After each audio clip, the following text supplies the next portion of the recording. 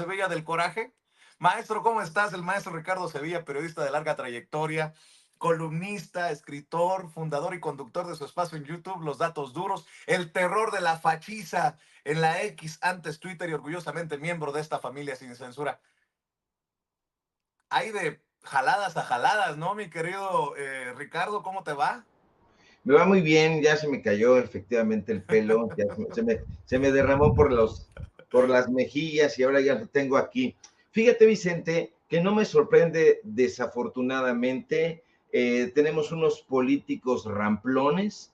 Yo creo que hay políticos de excepción, pero el actual concierto político mexicano es terriblemente decepcionante, salvo personajes como Gerardo Fernández Noroña, el propio presidente López Obrador y un puñado de políticos muy destacados, la próxima presidenta de este país. Es decir, si tú ves el número de políticos importantes, relevantes, realmente comprometidos con el bienestar del pueblo mexicano, te vas a llevar una sonrojante sorpresa, porque la mayoría son como Lili Telles, como Germán Martínez Cázares, que hacen este tipo de payasadas.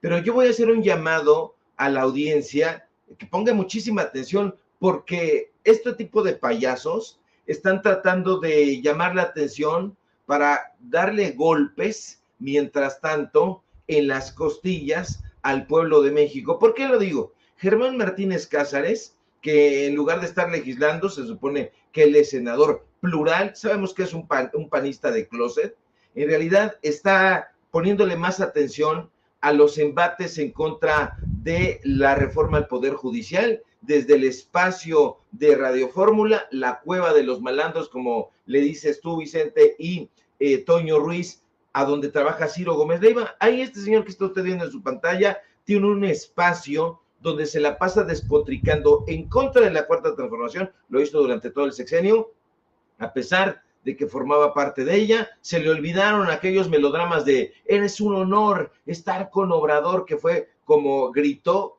cuando le abrieron la puerta, lamentablemente, el partido Morena y del movimiento de la Cuarta Transformación. Apenas pudo, apuñaló. Pero este personaje en particular se ha ido haciendo cada vez más nefasto. Llegó al Instituto Mexicano del Seguro Social, estuvo allá alrededor de 6 meses. Ese medio año trató de mover las piezas para corromperlo todo.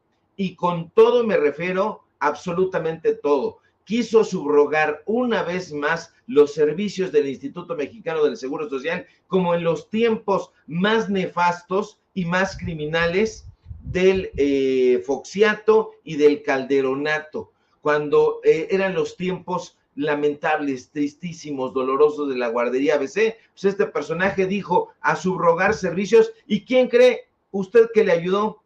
La actual oficial mayor de la Suprema Corte de Justicia de la Nación. Eso no se le olvide, por favor. La oficial mayor es gente de Germán Martínez Cázares y está trabajando allá. Es egresada del CIDE. En el CIDE la contrataron, la destituyeron. Mucho ojo, porque esta señora se ha encargado de ir a diferentes instituciones a repartir dinero. ¿Qué digo a repartirlo? A repartir concretamente dinero entre sus cuates, y por eso ha manejado fideicomisos. Mucho ojo, porque también estaba manejando los dineros del Instituto Mexicano del Seguro Social, estaba manejando los dineros del CIDE, estaba manejando los dineros del Metrobús. ¿Qué pasó ahí? Los dineros del Metrobús los estaba manejando Digna, esta mujer que defiende con uñas y dientes los fideicomisos y que hoy está trabajando en la Suprema Corte de Justicia. Es pieza fundamental para el edificio de corrupción de Norma Piña. Así que mucho ojo, porque todo está junto con pegado, Vicente. Te voy a pedir que seamos claros con la audiencia, Ricardo. A Norma Piña la adoran. Hay un video que lo comprueba. Nosotros le tenemos tirria, mala fe a la ministra presidenta, porque no sé si ya viste este video que nos va a mostrar don David. A la señora no solamente se le respeta, se le admira. Vean nada más cómo la idolatran.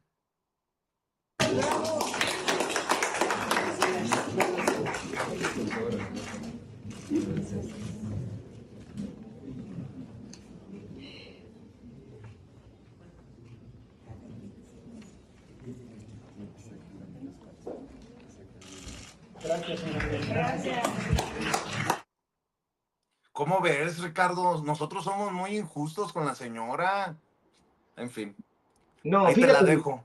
Ahí te la fíjate, dejo de Vicente, tarea. que esto es perdón, lo voy a decir así, esto es una payasada. Ese video son los propios trabajadores que trabajan en las ponencias de los ministros. Entonces, si tú haces una revisión de cuánto le pagan a los achichincles que trabajan en las ponencias de los ministros amigos de Norma Piña, échale usted una revisadita, ya lo hemos hecho aquí en Sin Censura, cuánto le pagan a cada uno de los personajes que trabajan ahí con Norma Piña. Uno de los personajes que trabajan con Norma Piña es precisamente, vean nada más, pinches barberos, perdónenme usted el exabrupto, pero así, pues claro, pues es que ganan arriba de 50, 60, 70 mil pesos por llevarle la maleta a esta señora.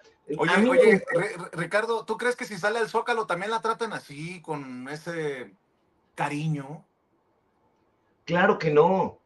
Esa es la invitación, pues ahí están los mismos personajes de su ponencia, los mismos personajes que trabajan en las ponencias de los otros ministros que están adheridos completamente al proyecto neoliberal que quieren imponer a este país, pero si ella sale ahí unos pasos, que vaya, nada más que recorra de donde está el edificio de la Suprema Corte de Justicia, que se plante a donde está el Ávaro Patrio, a donde está la bandera de los Estados Unidos mexicanos, a ver cómo le va por ahí, que se dé la vuelta, que camine ahí por la calle de Corregidora, a ver cómo le va, a ver cómo la cuestionan, por lo menos cómo la cuestiona el pueblo de México, pues porque ahí con sus porristas, con pompones, con sus bocas amaestradas y toda esta gente, pues evidentemente va a haber palmadas, celebraciones, salutaciones, se van a poner de tapete. ¿Por qué? Pues porque reciben una muy buena lana. La gente que está usted viendo ahí,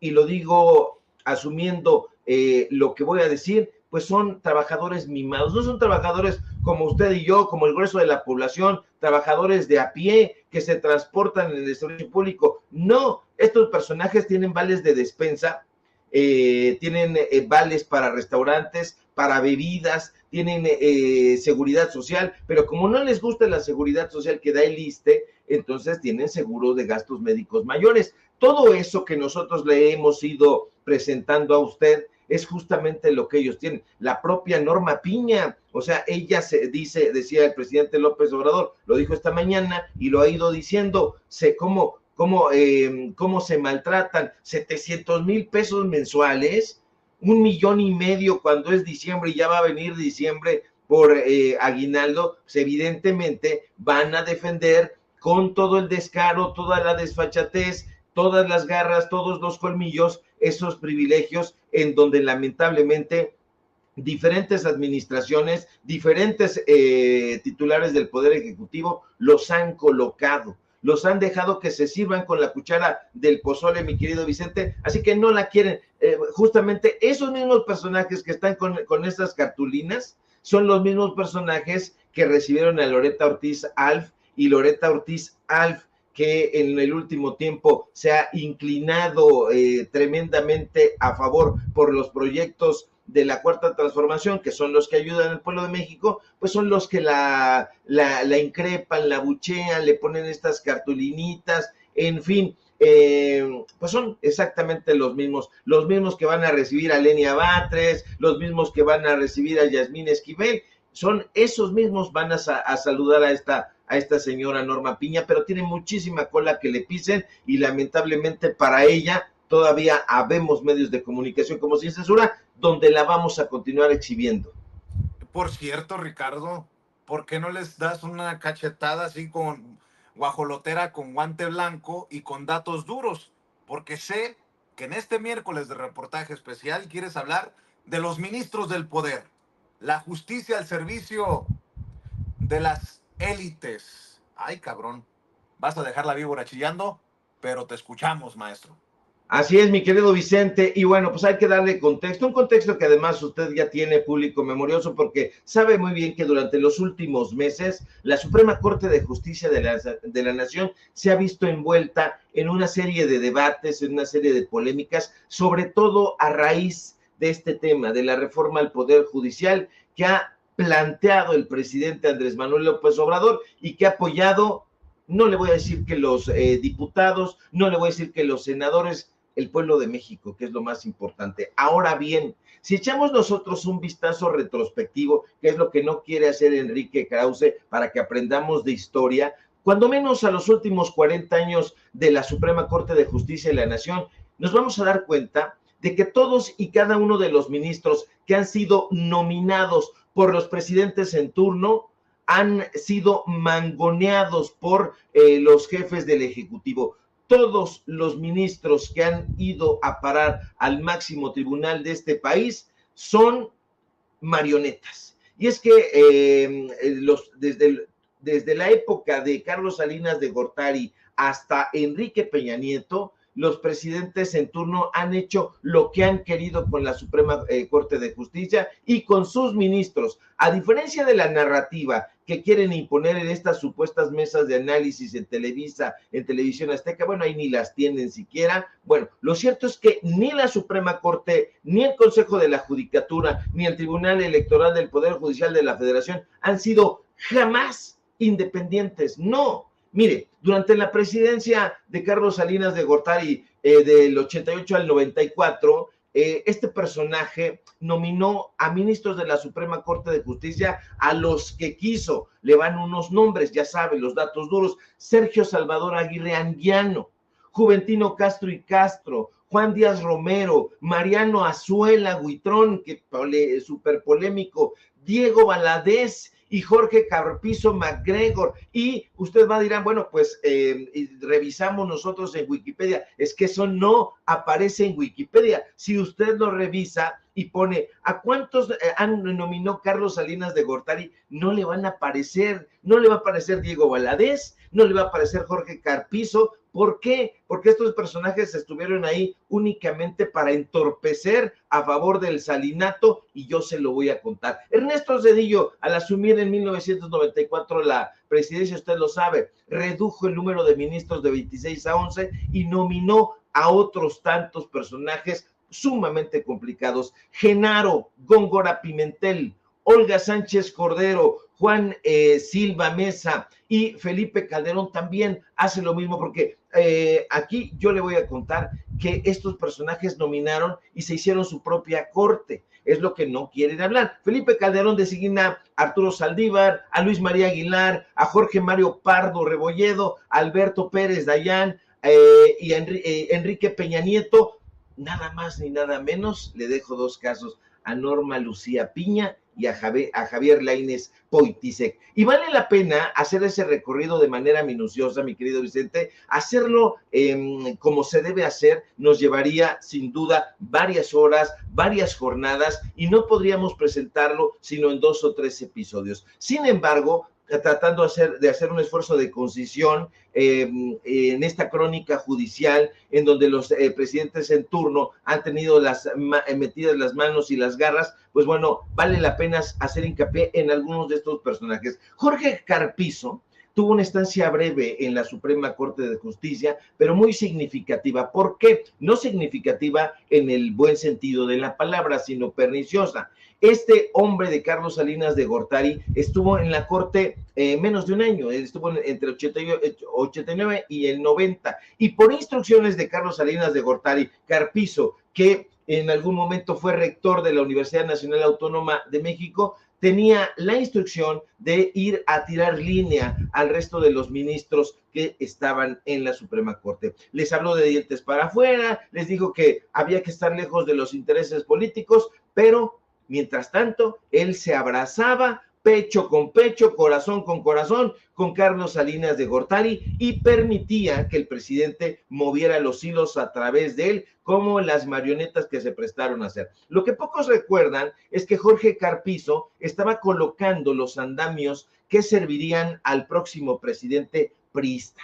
Ernesto Zedillo Ponce de León. Y es que como secretario de Gobernación en 1994, y eso no lo van a decir en Latinus, Carpizo, Vicente, jugó un papel fundamental, clave, como el negociador y el artífice de la reforma al Poder Judicial que se llevó a cabo ese 1994. De hecho, Jorge Carpizo fue el encargado de utilizar las diferentes estrategias y estratagemas para negociar la reforma del 94. ¿Cómo lo hizo? A través de donde tenía una influencia tremenda, que era la Universidad Nacional Autónoma de México, la Facultad de Derecho, donde tenía prácticamente a todos sus cuates, y que esos cuates le ayudaban a darle clase a los alumnos de Derecho e instaurar esta idea de que había que hacer una nueva corte, una nueva manera de legislar, de llevar a cabo las leyes. No se llevó a cabo eso y no lo logró. Evidentemente sí hubo esta reforma, pero otro de los personajes que ayudó en la confección de todo esto fue el sinaloense Diego Valadez. Usted lo ubicará, el presidente López Obrador ha sugerido su nombre por ahí en diferentes ocasiones. En la derecha lo tienen catalogado como un destacado abogado, como un destacado político. Sin embargo, durante la presidencia de Carlos Salinas de Gortari, Diego Valadez ocupó varios cargos importantes, incluyendo, además del de Procurador General de la República, el de ministro de la Suprema Corte de Justicia de la Nación, donde sirvió también muy brevemente. De hecho, su gestión como procurador estuvo sumamente marcada de manera perniciosa en el caso de la investigación del asesinato de Luis Donaldo Colosio, un caso que generó evidentemente críticas sobre qué, sobre la gestión de justicia en este país. Ahora, aquí lo importante, Vicente, es hacer notar que el objetivo más importante de Diego Valadez fue ayudarse a sí mismo. Ese fue su principal objetivo. ¿Por qué digo esto? Porque Diego Valadez fue un personaje que, aunque salinista, se colocó en las entrañas de la Suprema Corte, en las entrañas de la UNAM, y cuando es nombrado ministro de la Suprema Corte de Justicia, aunque su puesto fue efímero y poco significativo, sirvió para una cosa, para concederle una pensión millonaria de la cual actualmente goza y consolidar su influencia en el ámbito jurídico mexicano. Y los alumnos de la Universidad Nacional Autónoma de México nos afirman que él continúa dando línea sobre las bases del salinato. Tras la salida de Carlos Salinas de Gortari, Vicente, llega a la presidencia Ernesto Zedillo, quien en el 94, como le digo, de luego de 43 años de un sistema judicial que ellos en el sexenio de Zedillo se encargaron de calificar de añejo, de retrógrada,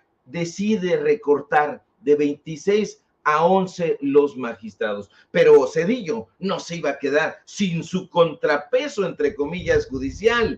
Así que, acto continuo, después de su reforma, el esposo de Nilda Patricia nomina a sus ministros para que integren su Suprema Corte y nomina al guanajuatense polémico José Vicente Anguianaco, quien llega a ser el presidente de la Suprema Corte de Justicia, el primer presidente, hay que decirlo, del Consejo de la Judicatura, porque el Consejo de la Judicatura, para quien no lo haya recordado, es obra de Ernesto Zedillo Ponce de León. Zedillo también nomina a otro personaje que todavía queda ahí en las mazmorras de la historia, Genaro Góngora Pimentel. También fue presidente de la Suprema Corte de Justicia y por consiguiente presidente machuchón del Consejo de la Judicatura. Estuvo entre el 99 y el 2000. Ahora, su gestión fue terrible, Vicente, terrible. Estuvo marcadísima por las controversias de corrupción, de desvío de fondos, incluso tráfico de influencias. Él mismo estuvo señalado en diferentes reportajes porque el personaje llevando a cabo ciertas maniobras tiene que ver con la detención de la madre de sus hijos, quien fue encarcelada por un año por algo que llamaron fraude genérico. Entonces, esta encarcelación de la madre de los hijos de Góngora Pimentel a la señora Ana María Orozco genera pues una reacción terrible en contra de la Suprema Corte, y evidentemente muchos ven y deben continuar viendo en este tipo de personajes un ejemplo cabal del abuso del poder, de la corrupción del sistema judicial. Y bueno, Ernesto Zedillo no para ahí. Zedillo también nomina a Guillermo Ortiz Mayagoitia, este personaje que fue criticado por permitir que se construyeran feudos perniciosos alrededor de cada una de las ponencias, refiriéndose a la autonomía, escasa autonomía que tenían los ministros, porque no lograban decidir autónomamente sobre los asuntos de su competencia. Entonces, un personaje que estuvo flotando durante casi cuatro años en la nata más rancia de la tradición judicial de ese país. Fíjate lo que te voy a decir. En la propia revista Nexos, yo creo que en un ejemplar que ya no está circulando, y a lo mejor si está circulando lo van a sacar de circulación, le hicieron una crítica también precisamente durísima a este personaje, a Ortiz Mayagoitia, porque además de todo, cuando él sale de la Suprema Corte de Justicia, muy bien retribuido por la pensión, se va a una firma extranjera como asesor. Y así, Vicente, yo tengo una lista larga, luenga, están los ministros de Vicente Fox. Voy a hacer, para no extenderme muchísimo, le pongo un caso, a lo mejor el más emblemático, José Ramón Cosío. José Ramón Cosío, que fue colocado ahí por Vicente Fox en la Suprema Corte de Justicia. Él actualmente es un investigador honorario en la Universidad Nacional Autónoma de México, sí, ahí donde Diego Valadez y todos sus cuates del Instituto de Investigaciones Jurídicas. Bueno, Cosío, por ejemplo, Vicente, votó en contra de responsabilizar a personajes y autoridades dentro del gobierno de Felipe Calderón por violaciones de derechos humanos en el caso de la guardería ABC. Ve, por eso le digo que todo está concatenado, que todo está de la mano, porque la guardería ABC, el Instituto Mexicano del Seguro Social, Germán Martínez Cázares, la oficial mayor que trabajaba en el IMSS, todo está ahí. Cosío también, en el caso Florence Casá, propuso un amparo que evitaba la nulidad general de la sentencia. ¿Con qué fin? Con el fin de evitar señalamientos contra el gobierno calderonista. Lo pone Fox, sirve a Fox y dice como Keanu Reeves, yo serví y puedo seguir sirviendo, y sirve en el gobierno calderonista. Por si fuera poco, cuando hubo oportunidad de atajar el poder mediático de Televisa, Cosío se declaró impedido en la acción de inconstitucionalidad sobre la polémica y lesiva ley Televisa, diciendo Cosío que es que no podía él fijar una postura porque había conflicto de interés, porque él se había dado un contrato en la Cámara de Diputados y él andaba por ahí. En fin, Cosío decide ponerse del lado de Televisa. Cosío decide ponerse del lado de la empresa Eólica del Sur, ¿se acuerda usted? Con la cual perjudicó a comunidades indígenas en Oaxaca, negándole el amparo a 1,116 pobladores que buscaban ampararse y proteger sus derechos. Cosío dijo, no. Finalmente, Vicente, en el caso Atenco, Cosío se niega a responsabilizar a altos funcionarios por violaciones de derechos humanos, lo que lleva a condenas internacionales, no contra la Corte, no contra Cosío, sino señalamientos internacionales contra México. Han arrastrado el nombre de este país, han arrastrado a los mexicanos y a las mexicanas en esta defensa terrible y corrupta del Poder Judicial. Pero te digo, mi querido Vicente, yo aquí le paro un ratito. ¿Por qué? Pues porque esto da para el análisis, da para que la gente reflexione. No es solamente entonces hoy con Norma Piña, no, viene de mucho tiempo atrás. Vea usted estas imágenes que está poniendo mi querido don David, donde ellos dicen que son independientes al poder, que lo fueron, y que hoy, como no se están adhiriendo, pues nada, son apenas unas postales. Ve el abrazote ahí de Carpizo a Carlos Salinas de Gortari, vean nada más, Zedillo, Chayo Robles, no hombre, personajes de la peor manufactura, mi querido Vicente.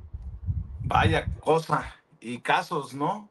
Por cierto, Ricardo, otro elemento para que entendamos lo que no queremos ver periodistas como tú y como yo.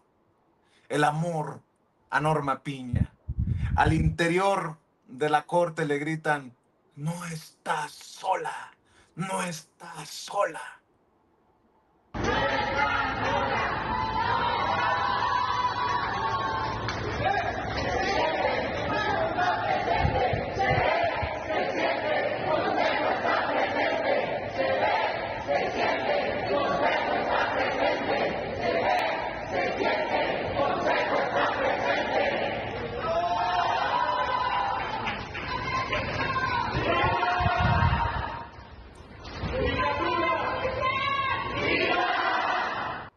¿Cómo ves, mi querido Ricardo, después de todo lo que has expuesto, una de dos, o estas manifestaciones de cariño a Norma Piña a puerta cerrada, por cierto, ¿eh? Al interior de edificios, no en el Zócalo, no en el Monumento a la Revolución, no en la Alameda, al interior del edificio de la Suprema.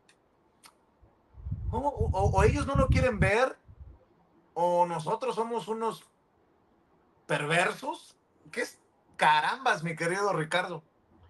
Mi querido Vicente, yo no quiero descender el nivel de análisis aquí en Sin Censura, de modo que te voy a pedir permiso como director y cabeza de Sin Censura. ¿Puedo decir una palabrota? Dos, si no, no. Pero sí, dila, pero repítela para que quede bien asentada. Bueno, esto es una mamada. Perdóneme usted, así, esto es una mamada y se lo digo de esa manera porque vea usted nada más, están en el sótano. Están en el sótano, en el estacionamiento, antes de que Norma Piña aborde su camioneta lujosa que le da el poder judicial. Están en el sótano a puerta cerrada y me recuerda a un poema de Fernando Pessoa, a estos personajes que cantaban la canción de la libertad en un pozo cerrado. Entonces, pues ponen ahí este asunto y es sumamente patético. Se encierran en el sótano y cantan la canción de la libertad antes de que Normita Piña, vulnerable ella, aborde su vehículo lujoso y después le siga toda la caravana de camionetas cuidando que no le vaya a hacer algo el aire que respira el pueblo de México. Esta es una farsa absoluta. Nosotros, yo creo que cuento por lo menos con dos personas que me ayudan en los datos duros, mi querido Vicente, por lo menos dos, que estarían dispuestas a pararse aquí atrás con una cartulina y decir, viva Ricardo Sevilla, está siendo perseguido, está siendo calumniado y todas estas cosas. Evidentemente todos estos personajes pues reciben una super lana de parte del Poder Judicial.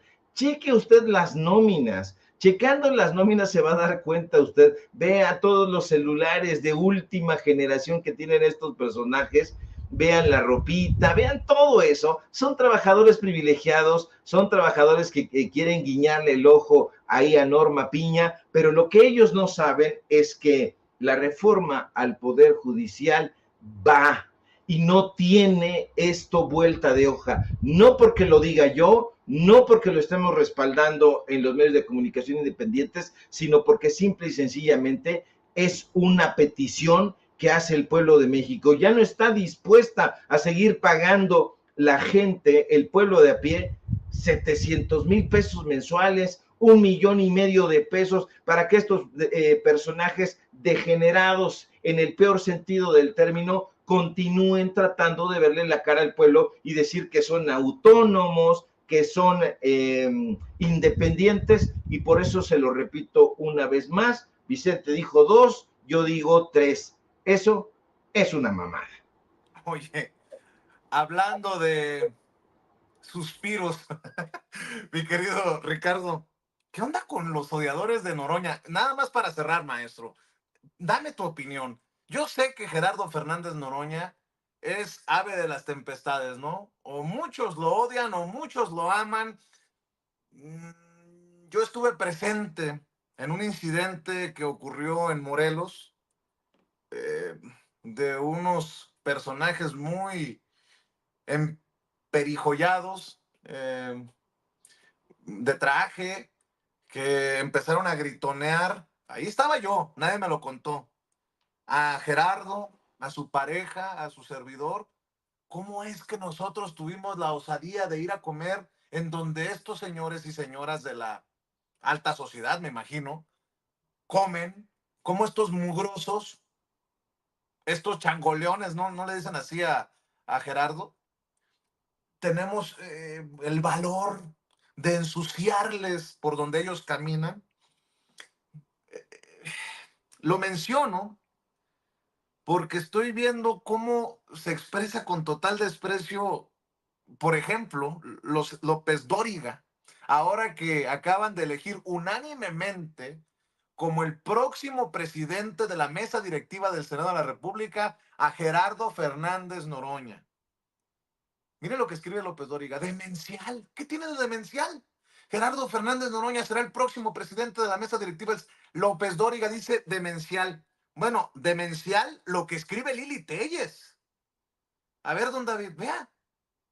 El cargo no le quita lo chango.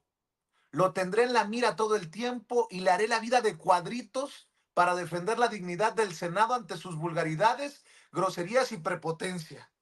Ah, mire nada más. Lili Telles, hablando de defender la dignidad del Senado, cuando el trío Maravilla, Lili Telles, Kene López Rabadán y Xóchitl Gálvez, se han pasado estos años gritoneando, faltándole el respeto a medio mundo, demencial, eso. Bueno, quería escuchar tu comentario acerca de esto que resulta histórico, ¿no? Que Gerardo vaya a ser el presidente de la mesa directiva del Senado y pues estos que andan haciendo chile con la cola. Demencial es que ese personaje, Joaquín López Dóriga, siga presentándose como periodista cuando no lo es. Demencial es que esa señora que conducía y que leía teleprompter en Televisión Azteca y era empleada del usurero al que no le ha hecho ni una sola crítica, sea hoy legisladora de este país. Eso nos debe señalar mucho a nosotros, pues para ya no allanarle el camino a este tipo de personajes. En algún otro momento no había otra opción más que Televisa y ahí estaba enquistado este personaje idiota, y ahí la señora Lili Telles, a quien algunos maliciosos le han llamado, creo que no sin, pues, sin rigor, Lela Telles. Así le han dicho, yo repito lo que dice el pueblo. Yo no veo demencial que Gerardo Fernández Noroña, que es el máximo tribuno hoy, aunque le guste a tiros y troyanos de este país, esté defendiendo la postura de la izquierda mexicana en este país. Yo sé que incomoda mucho porque hace no muchos años nosotros veíamos a Gerardo Fernández Noroña y a quien reconocemos como gente del pueblo en las calles. Lo veíamos siendo agredido en épocas neoliberales, que incluso era sacado con violencia cuando él iba y se manifestaba, porque es una persona que viene auténticamente de abajo, que viene auténticamente de la izquierda y que ha estado ahí picando piedra para llegar a este momento, no solo en su carrera, sino en la trayectoria política de este país. Entonces, Gerardo Fernández Noroña a mí me parece un acierto y me parece efectivamente histórico que una persona que en la derecha pues tienen catalogada, como Lili Telles lo califica de manera completamente estúpida, ahí le estoy usted leyendo, le llama chango y todo ese tipo. Ese es un asunto racista. Ella debería de ser llamada a cuentas por derechos humanos, pero no lo va a hacer. A ella le parece muy chistoso, le parece muy simpático. Si escribiera a Gerardo Fernández Noroña que Lili Telles es una changa, ahí sí vendrían problemas. Ya en algún momento Gerardo tuvo que ser llamado a tomar un curso incluso, pero estos personajes pueden hacer y decir lo que quieran. Esta es una amenaza, le va a hacer la vida de cuadritos. No se supone que tendría ella que ocuparse de legislar en lugar de estar protagonizando vendetas personales en contra de un personaje con el cual no coincide, pero que en realidad parece tenerle animadversión, completamente demencial. Eso sí, es demencial y no las tarugadas que estos personajes están escribiendo en Twitter. Parece que no tienen otra cosa mejor que hacer, sino escribir estupideces y estulticias a través de las redes sociales. Pero ahí se van a quedar cantando la canción de la libertad, como los porristas de Norma Piña, mi querido Vicente, en el sótano. Demencial, y grábeme, don David, demencial, diría López Dóriga, por la llegada de Gerardo Fernández Noroña a la presidencia de la mesa directiva del Senado de la República. Y Lili Téllez dice que va a defender la dignidad del Senado contra el chango. Así le llama a Gerardo. Oigan, están equivocados de personaje. El que mancha la dignidad del Senado al llegar por la puerta de atrás como prófugo es Ricky Riquín Profugín, Ricky Riquín Canallín, Ricardo Anaya. ¿O ya se les olvidó cuando José Antonio Meade, o Meade, el ex candidato a la presidencia del PRI, se expresaba así de don Ricardo Canalla? Yo creo que es una absoluta exigencia, evidentemente y sin ninguna duda, lo que estamos viendo es un vulgar ladrón que desde el poder se robó dinero y que lo cacharon y debe de pagar sus consecuencias. Es un vulgar ladrón. Por supuesto que hay una exigencia para que actúe. No queda absolutamente ninguna duda. Se clavó una lana, lo cacharon y tiene que pagar consecuencias. No lo dice Ricardo Sevilla, no lo dice Vicente Serrano, lo dijo en su momento José Antonio Meade. Y ahora los panistas le abren las puertas del Senado y del fuero a Ricky Riquín Profugín, el que era para José Antonio Meade un vulgar ladrón y que lo cacharon, que se robó una lana. ¿Eso no es demencial, López Dóriga? ¿Eso no es manchar la dignidad del Senado, Lili Téllez? ¿Ustedes muy ocupados con Noroña? Bueno, ahí se las dejo de tarea. Maestro, ¿por qué no cerramos invitando a la audiencia de Sin Censura a que te respalde? Desde aquí mi solidaridad, Ricardo, porque sé que algo dolió en redes de lo que subes y que te traen cocido entre bots y trolls en la X de Elon Musk. Desde aquí ya sabes, fuerza, maestro, no estás solo y mándalos a chingar a su madre a todos. Allá los vamos a mandar justamente, mi querido Vicente, y de cuando en cuando ya le dije que soy un alumno aventajado de los Chis, que era un cómic de los 80s, y de Videorrisa, y entonces allá les respondo solamente a los primeros 3, así que bots que nos ven y que nos escuchan, si quieren insultarme allá en la red social X, lleguen temprano, a los primeros 3 les miento su chingada madre, a los primeros 3 nada más. A los demás ya no les pelo, pero los primeros 3 que lleguen tienen su mentada de madre asegurada. Ahí se los dejo, si quieren acompañarnos ahí en X, precisamente @Sevilla Crítico, en Facebook Ricardo Sevilla, así nada más. En los datos duros, síganos, hoy tenemos informativo en punto de las 9 de la noche, también ahí mentamos madres, a los 3 primeros, le digo, a los 3 primeritos, ahí tienen su mentadita para que se vayan a llorar, abrazos de Norma Piña, y por supuesto síganos aquí en Sin Censura, donde somos orgullosamente miembros y estamos al pendiente siempre de la información, mi querido amigo. Te mando un fuerte abrazo y seguimos en comunicación. Lamento mucho que el maestro Ricardo Sevilla se haya maleado tanto en Sin Censura y que termine de esta manera diciendo estas cosas. Maestro, muchas gracias, estamos al pendiente. Cuídate. Bueno.